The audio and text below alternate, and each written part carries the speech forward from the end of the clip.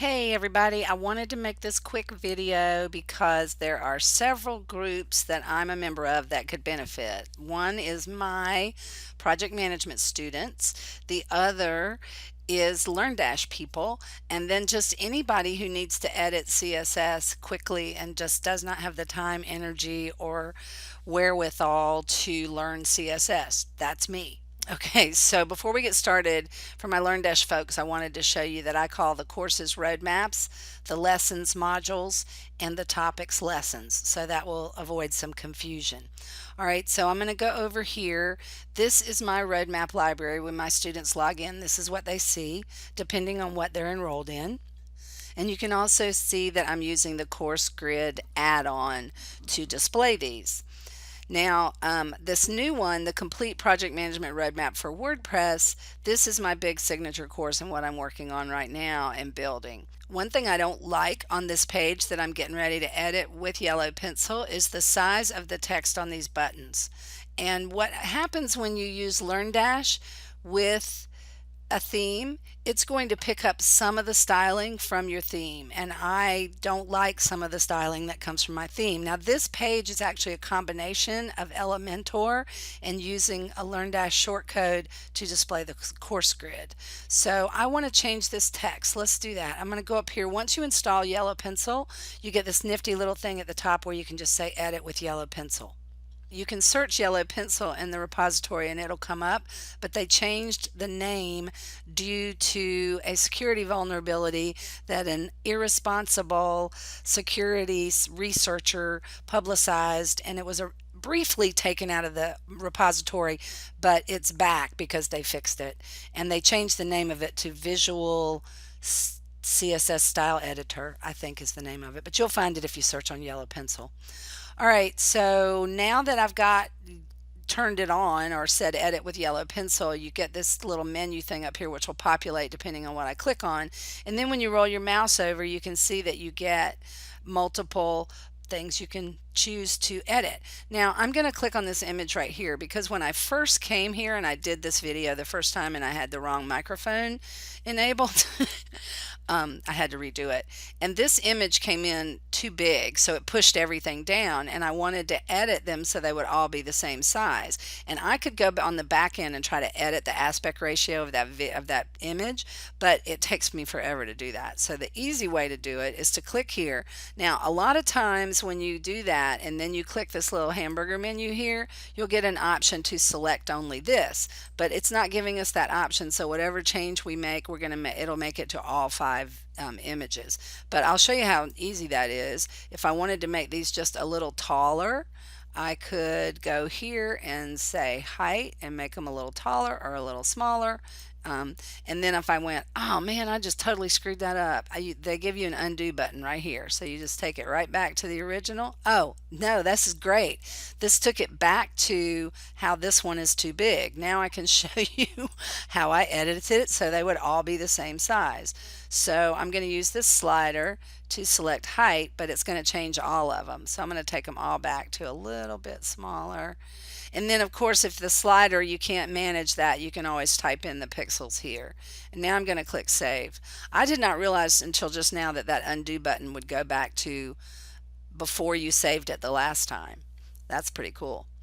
All right, now I want to change the size of this text. So I'm going to click on this button, and you see where it says buttons. Let me click on it again. Sometimes you have to click on it twice for it to kind of lock into what you're wanting to edit. And then where it says button 5, that means whatever change I make to this is going to make it to all 5 buttons on this screen, and that's exactly what I want to do. So I'm going to go over here to text. I'm going to go down to font size, and I'm going to use that scroller to make it just a little bit bigger. That's about the right size. But I would also like for it to be bold, so I'm going to go up here where it says font weight and I'm going to choose bold, and I really like that size now, so I'm going to click on save. But if I wanted to make sure before I committed to that, there's a button here where you can do a live preview.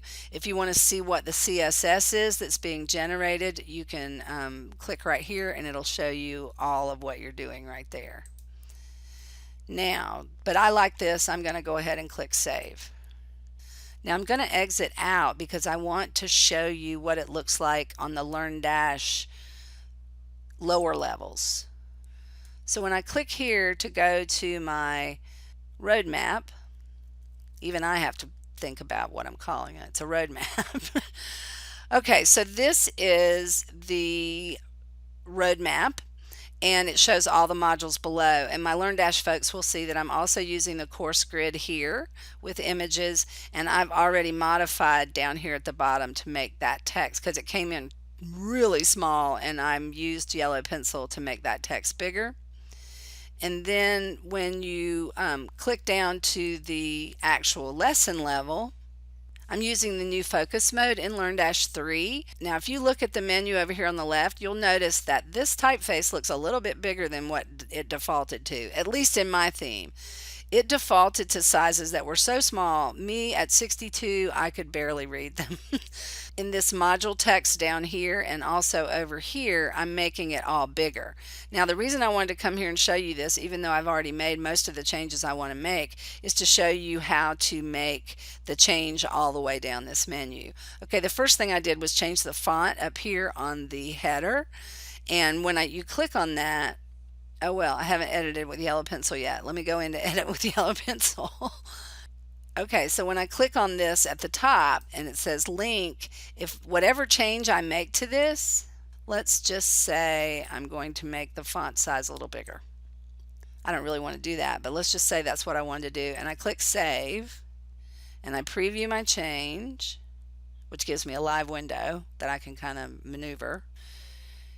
And then when I go to say roadmap best practices, you can see that it went back to the way it was. That's because I didn't make the change globally. So what I'm going to do is I'm going to come back here. I'm going to select this again. Whoop, no I'm not, because I'm going to close this window and go back to where I was editing.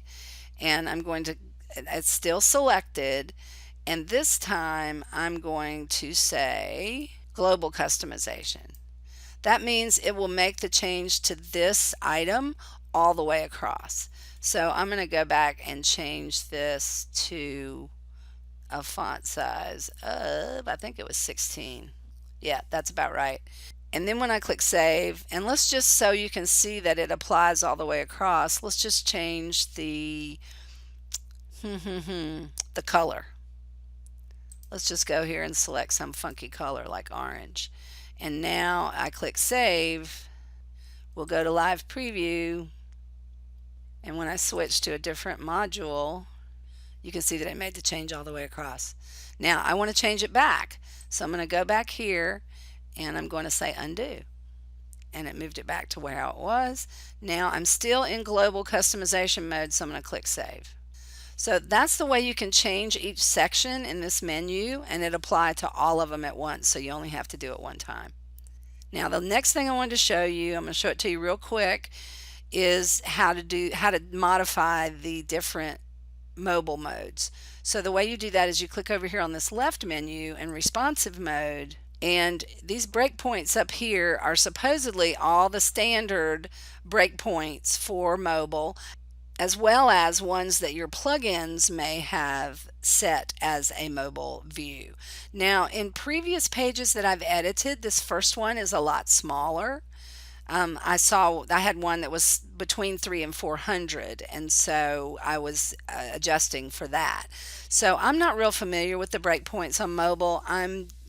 I got to do a little more research on that, but the good news is you can add your own breakpoints to this and then create versions for all different kinds of mobile devices.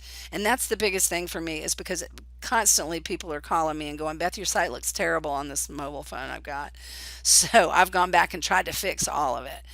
All right, so what I want to show you is if I click over here, it's going to show me the mobile mode automatically, and any changes I make to this only apply to this particular size. You can see it modified.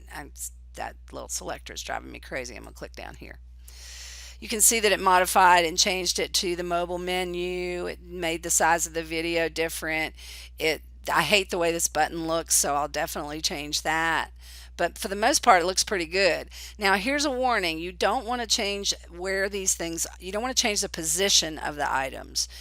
any more than you have to, because now sometimes you do, but any more than you have to, because it can really mess up the mobile view.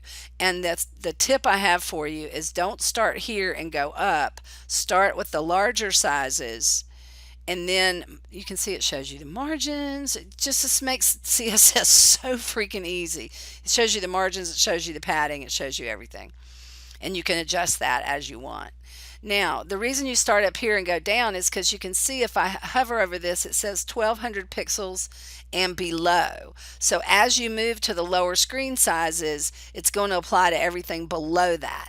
So it's just easier to start with the bigger and go to the smaller. Trust me, I did it the other way and I had to redo a whole bunch of stuff. So that's the easy way to do it.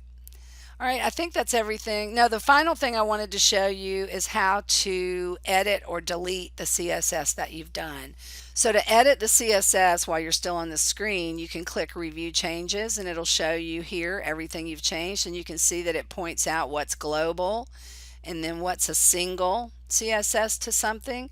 But then if you want to see the actual CSS and make changes to it, maybe delete something, add something, if you're at that level of expertise, which I am not, you will click on this little icon up here and it'll show you all of the CSS, and you can manually edit it if you want to. Now let's say that you are totally good with the way your site looks and you don't think you're going to need to edit CSS anymore and you want to get rid of that plugin.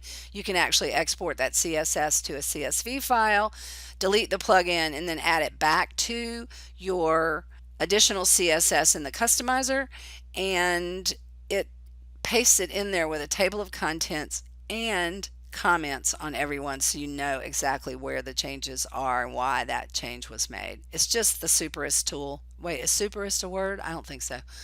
It's a super tool that I love using, and I have seen comments in different groups about struggling with different things about the way things look, and I think this is the solution. So that's why I created this video. I hope you like it. I'm going to post it on a page on my website, and then I'll send you a link to it. I'll put a link wherever you people are so that you can get to the video. Hope you found it helpful. Keep your eyes open for the complete project management roadmap for WordPress if you're interested in that sort of thing. Thanks, guys.